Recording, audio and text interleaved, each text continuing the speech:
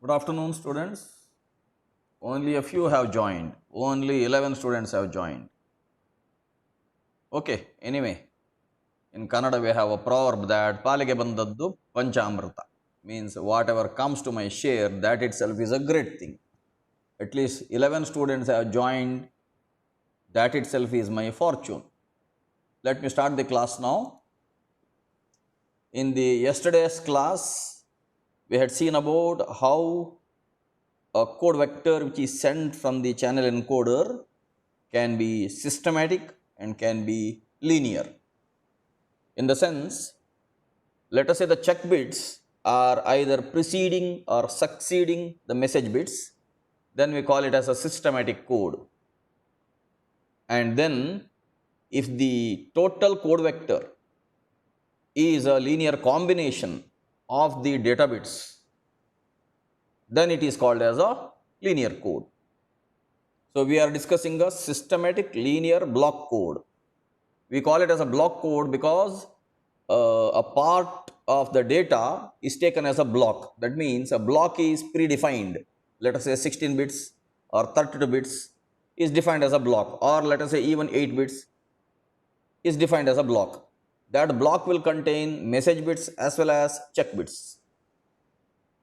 Now the code vector which is transmitted is going to be a linear combination of the message bits. For that we had defined a separate matrix called parity matrix, and we had one more small other matrix called identity matrix. We used to merge them together, and using that particular matrix we used to construct the code vectors.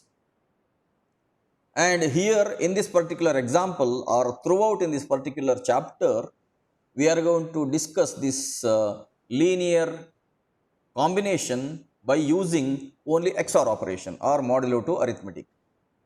However, the designers have the freedom to choose any other method also, any other algorithm or any other definition for linear combination.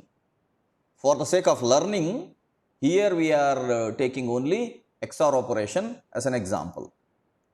Now, with that brief recap, let me proceed today.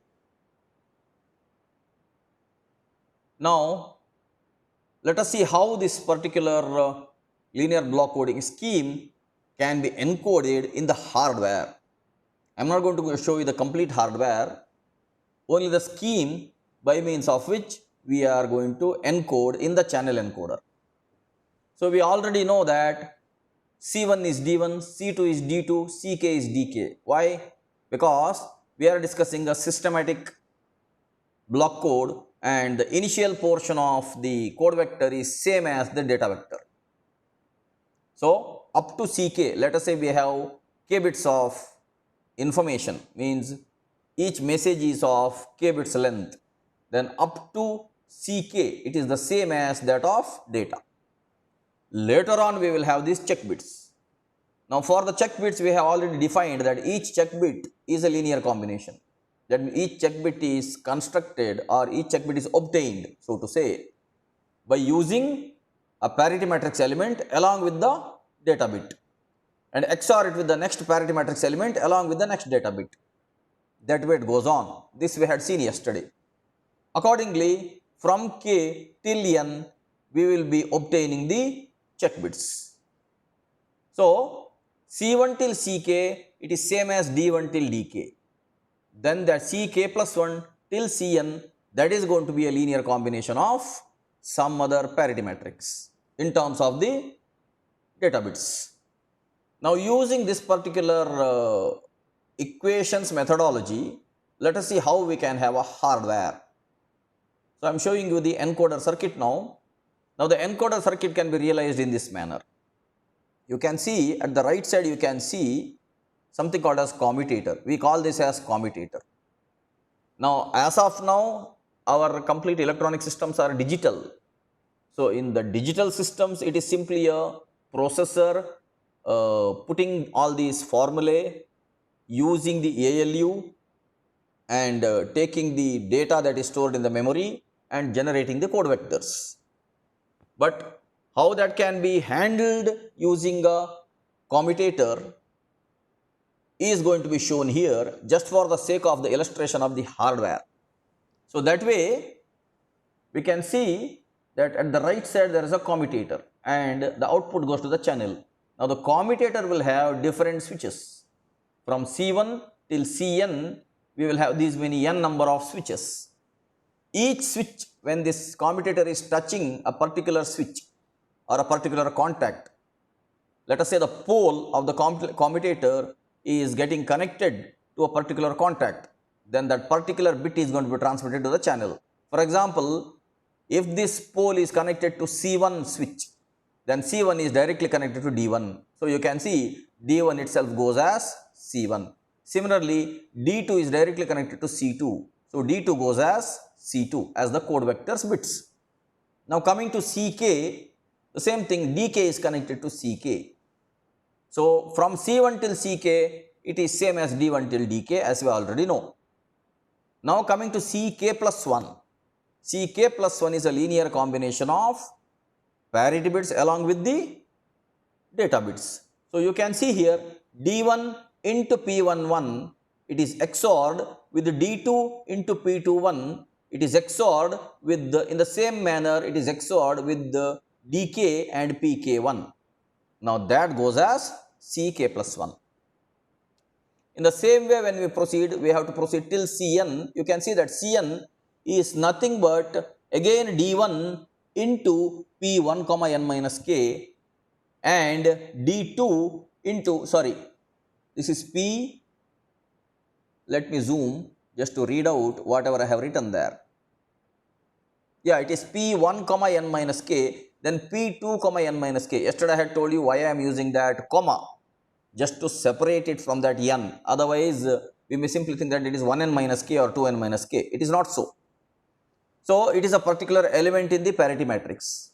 Now using that, I think I have made a mistake here. Yeah, I have made a mistake here. Actually, this line should not be there. While writing, out of my oversight, I have written this way. Actually, this is not there. This is not there. Don't take it.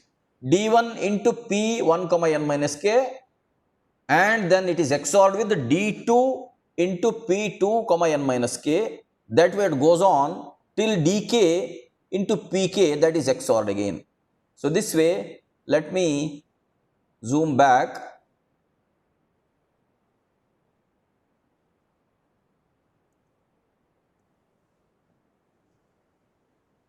So in this way you can see the last bit of the code vector that is going to be obtained by means of this particular method.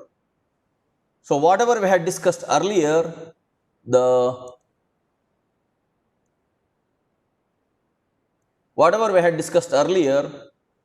same scheme is visualized as a hardware here. This is important for you to understand, because even in the test, even in the exam, there are high probabilities that these questions will be asked about. Show the scheme of the encoder circuit. Later on again, show the scheme of the decoder circuit, how it can be realized as far as the hardware is concerned. But we already know that the present hardware is completely digital. But even if this has to be implemented in the digital fashion, ultimately all these methodologies have to be implemented by the processor using the data stored in the memory. That's why you will have to understand this diagram very clearly. Let me proceed now.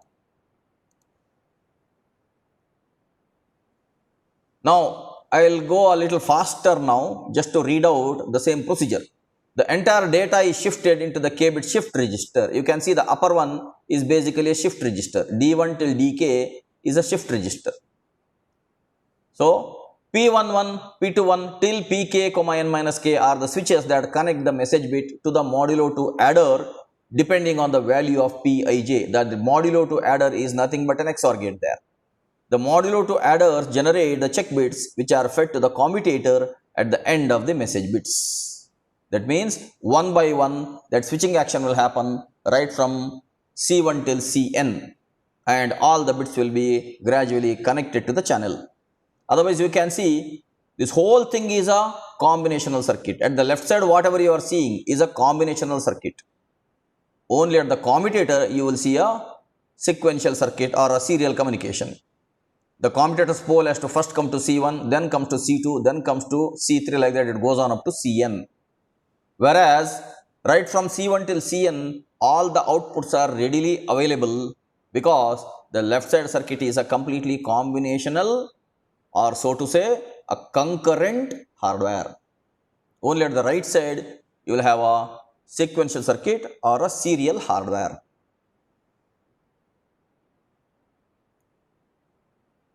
Now let us discuss this parity check matrix. We had seen the parity matrix at the transmitter. Now at the receiver, we require the same type of matrix by means of which the receiver will detect the error. So the parity check matrix, it is given a symbol H now. Earlier for the parity matrix, we had given the symbol capital P. The generator matrix is utilized for the encoding operation by using the stored submatrix P.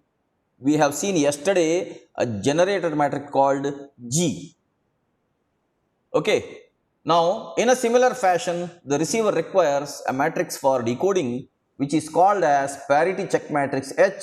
This matrix is defined as follows.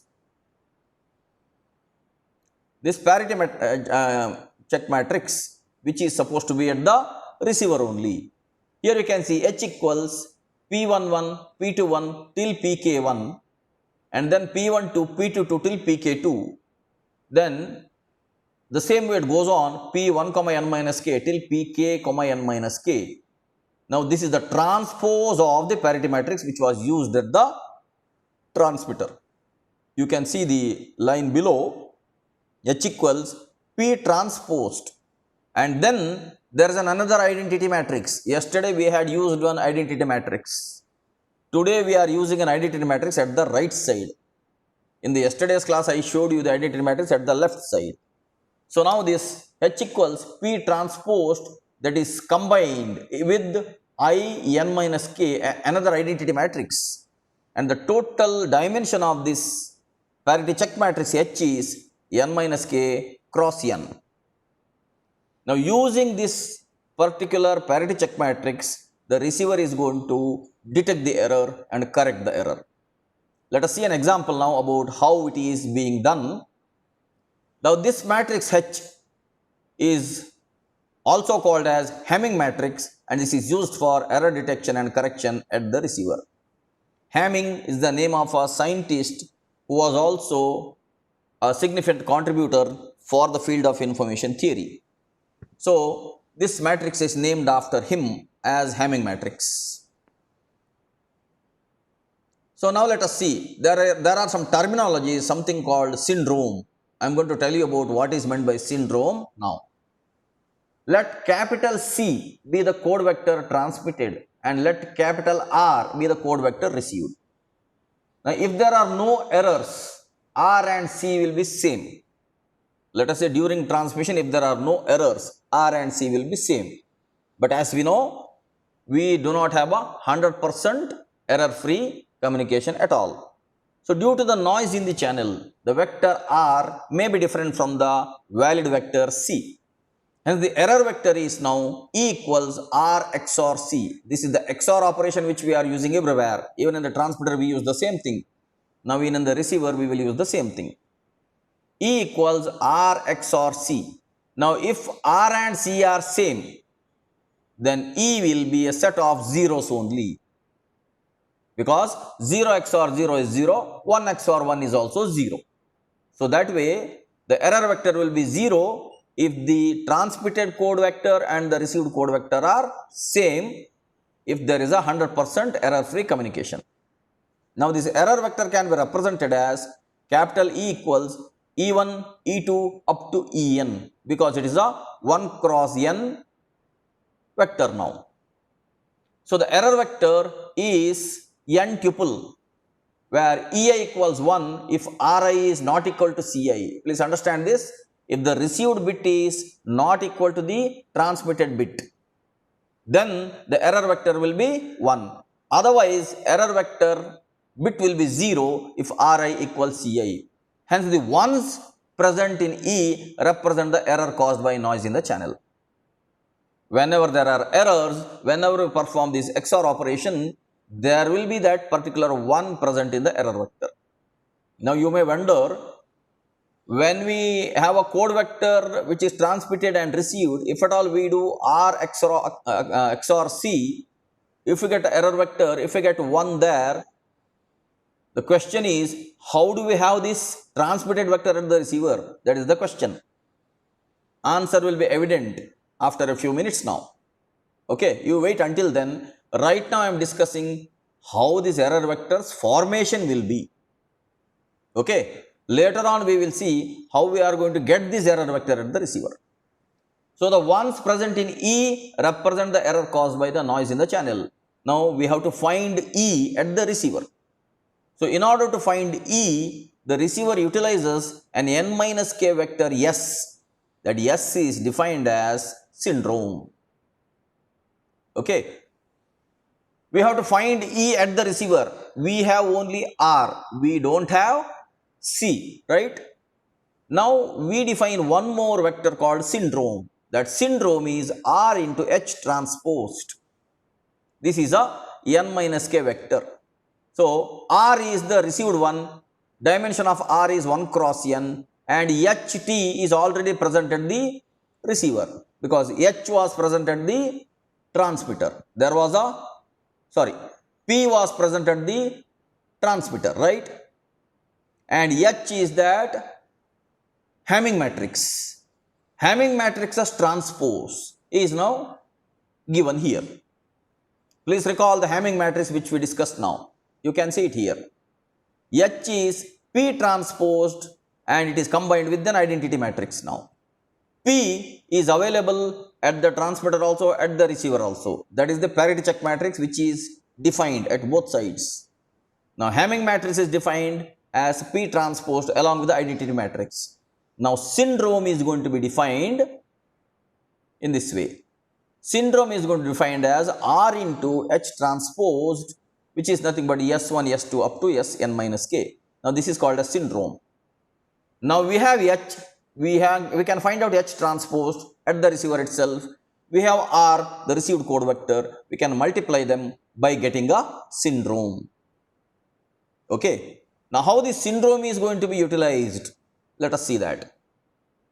Now as R is 1 cross n and H transposed is n cross n minus k, the resultant vector S is 1 cross n minus k. Now this vector S is called as error syndrome. You already know the meaning of syndrome, right? Syndrome means something wrong. Let us say we have a corona syndrome, very popular nowadays. If you have sneezing, coughing, then everybody around you will be watching you as if you have done some great wrong activity. Normal sneezing, normal coughing is being watched now with a different angle. Now that is a syndrome. We will always have normal sneezing, normal coughing. That is basically a syndrome that something is wrong with the system. Okay, that is called as error syndrome now, which means using the S we can get E. And if this E is all zeros, then we will immediately find out that there is no error in the received vector.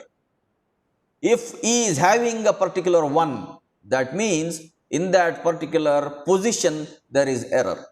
Later on we will see how we are going to obtain that position.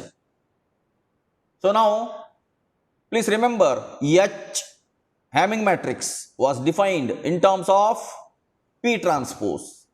P is the parity matrix which is defined at both transmitter and receiver. That is how now using this received code vector including the H transpose, we obtain a syndrome for each code vector that is received. This is for each code vector that is received. Now this is called error syndrome of R, which is used to obtain E. Now you can see how we obtain E now. You can see S is equal to C XOR E. What is that? R received code vector is nothing but C XOR E, theoretically, right? Theoretically, we have C XOR E. Practically at the receiver, C is not available. But we know that R equals C XOR E. Let me annotate, because this is important, you will have to remember. This R is nothing but C XOR E as per our definition. So we substitute R here with the C XOR E. Now R and H transposed is C XOR E transposed. Now we will simplify this expression by writing C into H transposed XOR E into H transposed. We have split this expression now. Now the C into H transposed is going to be 0. Okay, right now you don't worry how is it going to be 0. We are going to prove it later on. Mathematically we are going to prove this later on. But right now you just understand C into H transposed is always going to be 0. That is where the ingenuity or the intelligence of the mathematicians, come scientists, come engineers of the previous decades or the previous century, they all belong to the 20th century. We are all now in the 21st century.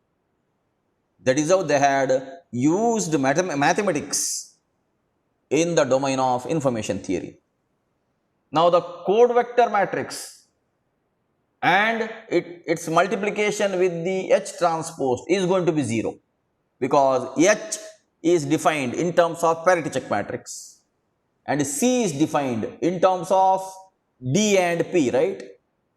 You remember that CDG, generator matrix, and data vectors. That generator matrix again contained parity matrix. So that way C into H transposed is always going to be 0. Right now you don't have to think much about how this is possible. Later on we will mathematically prove. Now you look at this, syndrome equals R into H transposed, that is CH transposed XOR EH transposed. Now CH transposed is nothing but 0. Anything XORed with 0 is going to be the same value. So it is E into H transposed. That means the syndrome is now E into H transposed. Now look at this beauty. If at all you get S, you already have S, because S is what? S is already defined earlier also. S is nothing but R into H transposed. So syndrome you have for each received vector, you will have syndrome, and you already have H transposed. Now using this expression, you can find out E. Once you find out E, if E is all zeros, then no error. If E is containing any 1, in whichever position that 1 is present, that particular position has an error. Now the correction is, now receiver comes to know in that particular position there is error. Because we are going to use only the binary channel, the receiver can simply flip that bit. If it is 0, make it as 1. If it is 1, make it as 0. That's all. That itself is error correction now. Once error is detected, error correction is very easy. That wherever there is error, flip the bit. That's all. Now please understand this particular logic. This is a highly interesting logic. Now you may get lost with all these terminologies.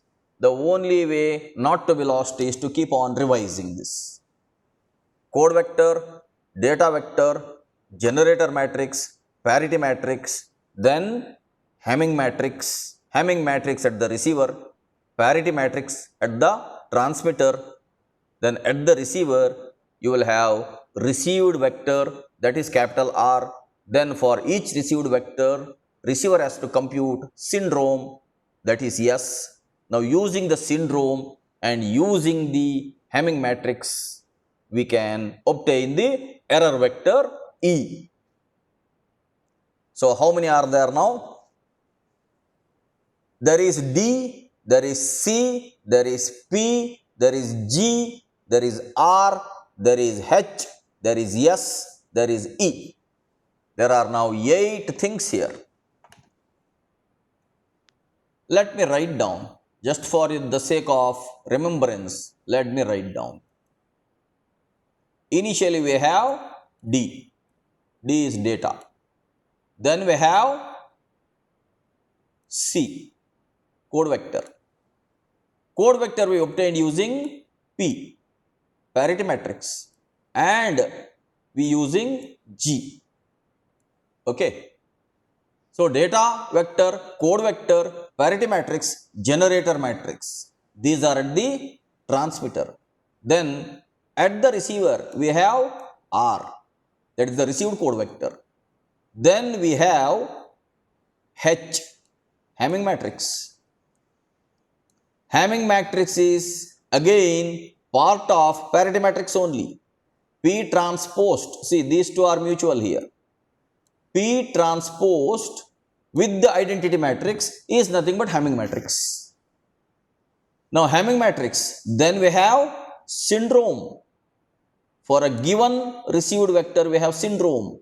Then finally we have error vector. Using the error vector, error is detected, error is corrected. So now C and R, they correspond to each other. C is the transmitted vector, R is the received vector. Hamming matrix is defined in terms of P only. Okay. Now at the end we have syndrome. Using syndrome we are going to obtain error vector. You will have to remember all these 8 terminologies now. Data vector, code vector, parity matrix, generator matrix, received vector, Hamming matrix, syndrome, and error vector. Okay. Let me proceed now. Let me admit the student.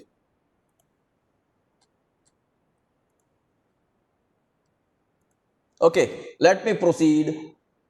Now, as both S and H transposed are known, we know the syndrome. Syndrome is what? Syndrome is, we already have defined R into H transposed, right? Using the received vector, we know the H transposed, we get the syndrome. So syndrome is known, H transpose is already known. The receiver can compute E. Receiver can compute the error vector using this particular equation. S equals E into H transposed. You will have to go for a matrix multiplication as well as division concepts here. E will be S divided by H transposed. That is why yesterday I had told you that you will have to revise the matrix algebra. Anyway, during exercises, we will see how to proceed with all those procedures. So, as both syndrome and H transposed are known, the receiver can compute error vector using this equation. When E is obtained, C can be easily obtained. Now, when E is obtained, the transmitted vector can be obtained by XORing received vector along with the error vector. Now, always using this R and using this E, the receiver can reconstruct the transmitted code vectors. If R equals C, then syndrome is 0. That we already know. If R equals C, there is no error vector. Syndrome is 0. Why? If R equals C, then anyhow E is 0. R into H transposed. We also know that C and H transposed is going to be 0. If R and C are same, we know that C H transpose is always going to be 0. So syndrome is going to be 0. Again, I will repeat, right now don't worry about how the C into H transpose is going to be 0. That is a mathematical wonder here. You will have to wait for that wonderful derivation later on. It's a simple derivation, but that is the wonderful equation which is helping us in finding out the error vector. Now let us see an exercise. In the previous exercise, if the received code vector is 110010, detect and correct the single error that has occurred. Now the received code vector is 110010, which I have shown in the previous exercise. Let me show you the previous exercise.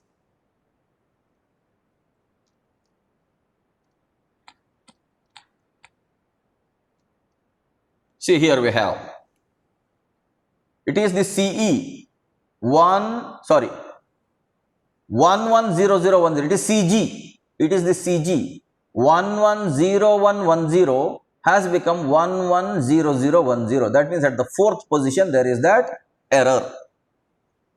CG was transmitted and we have 1 bit error in the fourth position. Remember that. Let us see now how the receiver will detect it.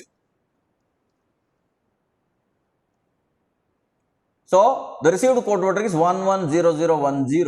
Remember, the fourth position is having an error. Detect and correct the single error that has occurred. Now, we know that it is the same parity matrix that is used at the receiver also. 011, 101, 111. Now, let us construct the Hamming matrix. Hamming matrix is P transposed along with I n minus k, right? Here it is anyhow 3 and 3. So, P transposed is here. You can see this. P transposed. Let me put a line here just to indicate. Actually, this P, the parity matrix, the transpose is same as the original matrix. Because you can see 011, 011, 101, 101, 111, 111.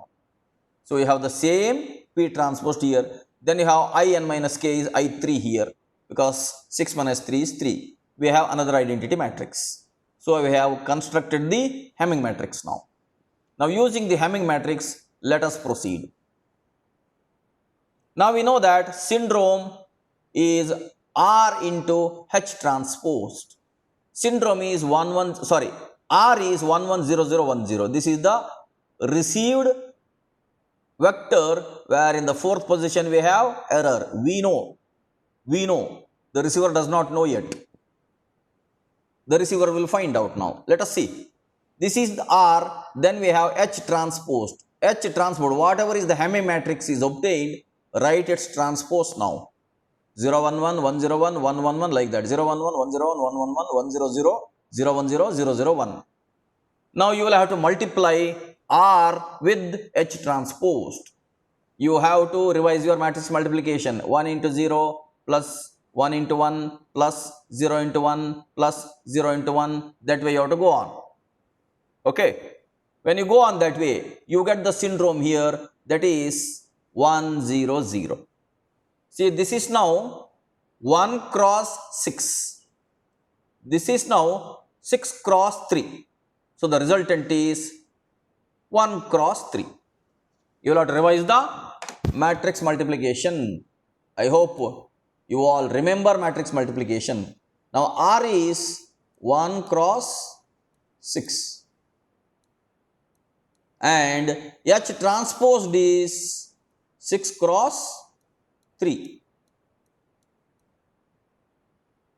So, resultant is now 1 cross 3.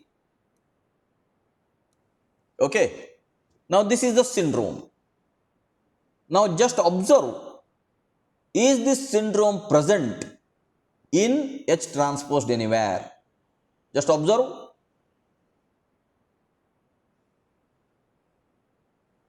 Can anyone tell me whether this syndrome is present in H transposed?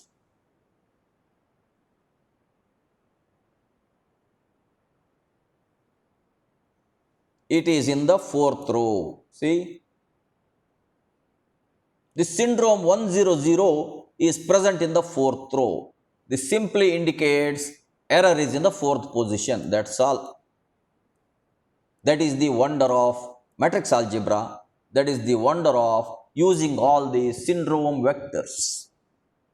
Now, the derivation of all these things is beyond the scope of our syllabus. As I have told you, all the other scientists in the previous century, many decades before, they had worked out extensively to obtain this particular magical result. Even though now it may seem as if it is a very small result for you, but think about the receiver being a machine detecting an error mathematically.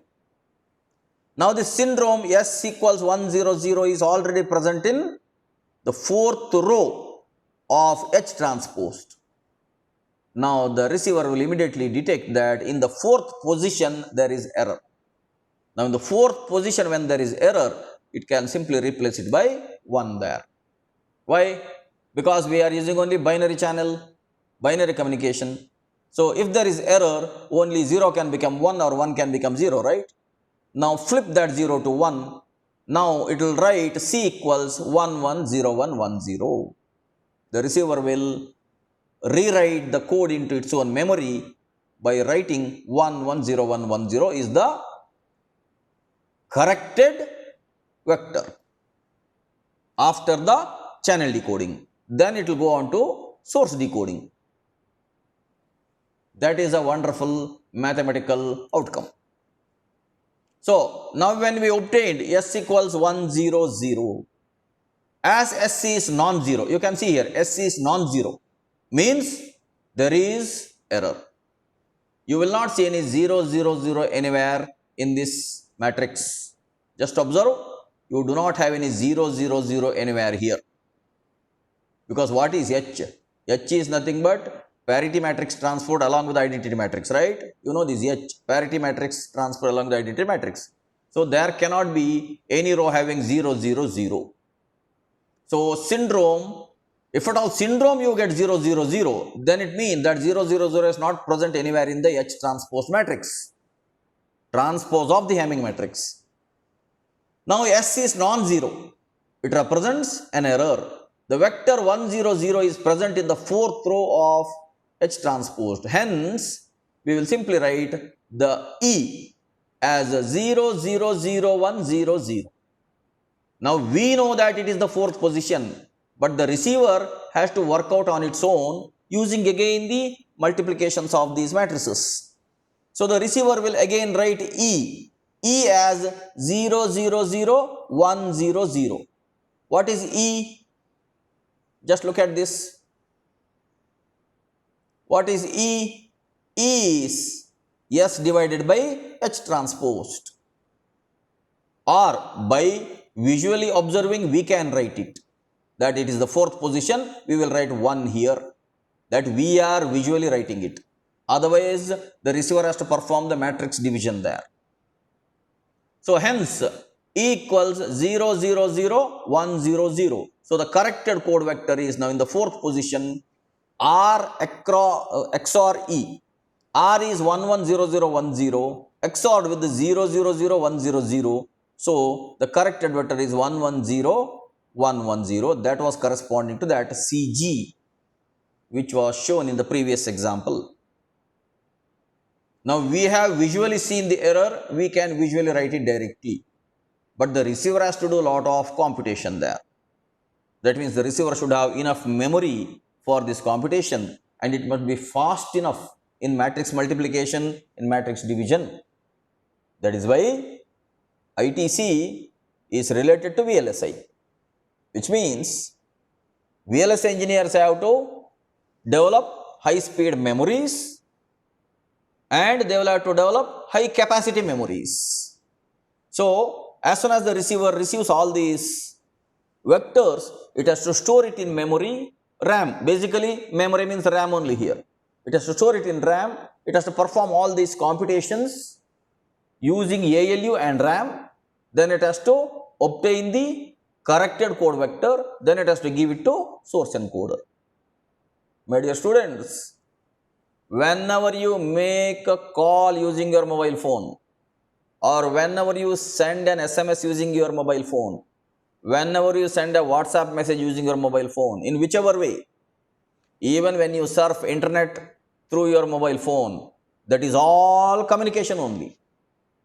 That is all part of wireless communication. In all these communications, there is a lot of data being transmitted and received.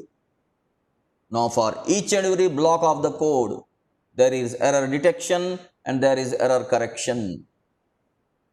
Now, if you have a mobile phone in your hand, consider it as one of the wonders of the world. I had told you earlier also that there is 8th wonder of the world, there is 9th wonder of the world, there is 10th wonder of the world. According to me, transistor is the 8th wonder of the world, mobile phone is the 9th wonder of the world, and Google Earth GPS system is the 10th wonder of the world. Me and you are 11th and 12th wonders of the world, let us say. Let us be proud that we are discussing all these things. At least I am discussing wonderful things and only some wonderful students are listening to me. Now only 9 students are there. Fine, very good. Only 9 students are the wonderful people who are listening to me. So that way, now imagine the mobile phone is not as simple as you visualize it. There is a heavy communication happening at 2.4 gigahertz carrier, high speed radio communication. And inside your mobile phone, there is now channel encoder, channel decoder, source encoder, source decoder. Then you have ADCs and DACs, and you have processors, you have memory, and you have VCO and mixer and power amplifier. And receiving side, you have a low noise amplifier. Okay, then you have an antenna. On top of that, you have a SIM card, and in the SIM card, you have your personal subscription data. On top of that, you have a camera there, you have a music player there, and you have a touch screen there. And on the touch screen, you have icons there.